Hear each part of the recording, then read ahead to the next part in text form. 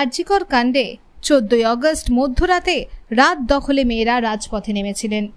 সেই দিনই গভীর রাতে আরজিকর হাসপাতালে ভাঙচুরের ঘটনা ঘটে। এরপরই সিআইএসএফ মোতায়েনের নির্দেশ দেয় আদালত। সেই সঙ্গে ইতিমধ্যে সুপ্রিম কোর্টের নির্দেশে আরজিকর পাহারায় পৌঁছেছে আধা সেনা বাহিনী পরিচালনায় খোলা হয়েছে কন্ট্রোল রুম।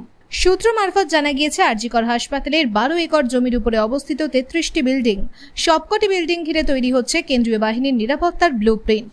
প্রশাসনিক ভবন, এমার্জেন্সি বিল্ডিং, ট্রমা কেয়ার, স্ত্রীরোগ, এসএনসিইউ, ওপিডি, সার্জারি বিল্ডিং সহ সবকটি হস্টেলে মোতায়েন থাকবে বাহিনী। এছাড়াও হাসপাতালের মূল 3টি গেটে সর্বক্ষণের জন্য মোতায়েন থাকছে বাহিনী। গেট 6 ওপিডি গেটে আধা সেনা থাকবে সকাল 8টা থেকে রাত 8টা পর্যন্ত।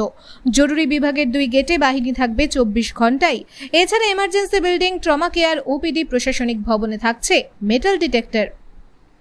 আরজিকরের 7টি ছাত্রীনিবাস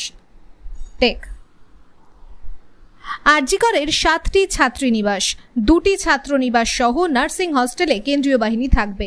3 শিফটেই হাসপাতাল চত্বরে থাকবে কিউআরটি। ওপিডি এমার্জেন্সি বিল্ডিংয়ে প্রতি শিফটে নিরাপত্তায় 6 জন জওয়ান মোতায়েন থাকবে।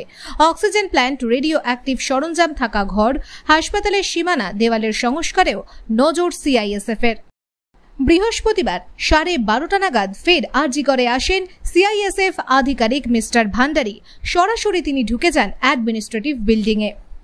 এই দিন অন্যতম অভিযুক্ত সঞ্জয় রায়ের মেডিকেল করার পরও আর কি তথ্য উঠে আসছে সেই দিকে নজর রয়েছে জনতার।